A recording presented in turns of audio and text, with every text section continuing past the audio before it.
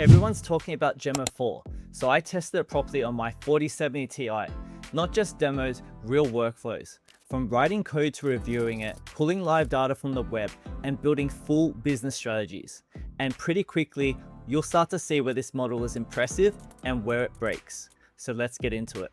First, head over to alarma.com and install it. This gives you a simple way to run large language models locally on your machine. Then, once it's done, pull the Gemma 4 E4B model using alarma pull Gemma 4 E4B. After the download finishes, verify it with alarma list. At this point, you've got a fully local AI model running on your hardware, no cloud, no API keys, completely private, and we can start testing how it actually performs in real workflows. Now, instead of using the terminal, I'm going to use the Alarma app, so we get a cleaner, more familiar chat interface. This makes it much easier to interact with the model.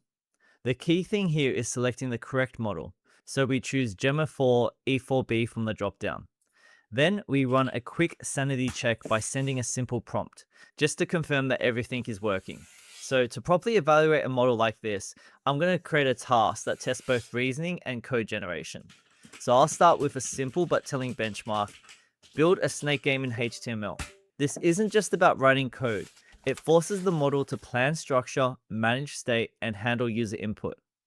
What's interesting here is that Gemma 4 exposes its internal thinking process, so you can actually see how it breaks down the problem before writing anything.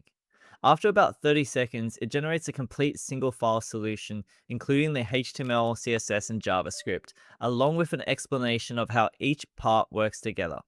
So at a surface level, it demonstrates both generation and instructional capability. Once the code has been generated, the next step is validation, because output quality isn't about how good the code looks, it's about whether it actually runs. So I've taken the generated code, opened it in a browser, and now the test begins. As you can see, I can't use any of the movement arrow keys. Visually, everything looks set up correctly. The canvas renders, the snake and apple are in place, but the functionality is where the issues often appear. So in this case, the input handling is broken and the snake doesn't respond at all. So the next part is to get the model to move from generation to debugging, which is a totally different skill. I type in chat that the snake doesn't move when the arrow keys are pressed, and now we'll let it revise its own code. After it's finished generating, I reload the updated version, and now we test again. We can see that the snake responds, the apple can be collected, and the scores update correctly. The lesson here is that our smaller local model can often recover well as long as you give it the correct feedback. Now that we've seen how it performs when building something from scratch and debugging its bugs, let's test a new capability: analyzing code. So I'll upload the working snake game and ask it to analyze it. This shifts the task from creation to interpretation, which is often easier for smaller models. Here it reads the structure correctly, identifies how the canvas is used, explains the movement logic, and even evaluates the design decisions like difficulty scaling. And you can see after reviewing the snake game, it has generated a structured roadmap with clear priorities where it suggests gameplay changes like speed scaling to increase difficulty and improvements to game over handling, and even more advanced features like power-ups. Now that we've seen its coding abilities, let's move on to test how the model handles real-world data. So to test whether Gemma 4 can handle live, real-world information, I've turned on web search and asked it a time-sensitive question: what are the latest news headlines today? Because its training data is static, it has to recognize that the question requires external data rather than memory. So what it did next was the important part. It paused, decided to use the web tool, and executed a live search, and then synthesized them into a structured summary instead of just listing links. It's grouped the news into major themes like Middle East tensions, military escalation, economic impacts, and US policy, which shows that the model wasn't just retrieving information, it was interpreting current events, organizing them, and presenting them in a much more useful format for the user. Next, to test a more practical business use case, I then had the model generate a full email follow-up sequence. This is a different type of problem.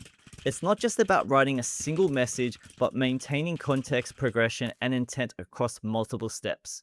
It actually did a really solid job here. The sequence was logical, structured, and each email had a clear purpose, and the tone evolved naturally from introduction through to the follow-up nudges. It's not perfect, you'll still want to refine and personalize it, but for generating fast, usable sequences, this is exactly where a small local model like this performs really well. So let's push this model further. I'm going to test how it handles higher level creative planning by asking for a full social media content strategy. This is a different type of problem. It's not just generating text, it's organizing ideas into a coherent system. The model starts by identifying the right platforms for different goals, like using LinkedIn for conversions and other platforms for awareness. Then it builds a weekly structure with clear themes and content pillars, mapping each day to a specific objective, concept, and call to action. What's important here is it's not guessing randomly, it's applying a logical framework to content planning, which shows that even the smaller local models can produce structured strategic outputs when the task is clearly defined. Final verdict, Gemma 4 E4B is best understood as a specialized tool rather than a one-size-fits-all solution. If your goal is flawless, one-shot coding for complex systems, it's going to fall short.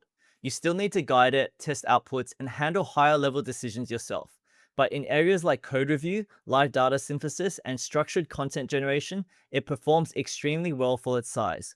Running locally on a 4070 Ti has delivered fast, private, and cost-free inference, which makes it incredibly practical for everyday workflows. The real takeaway is that in its value isn't replacing expertise, it's in augmenting it, especially when used in the right context. If this helped you understand where the model actually fits, make sure to like the video and subscribe for more AI content.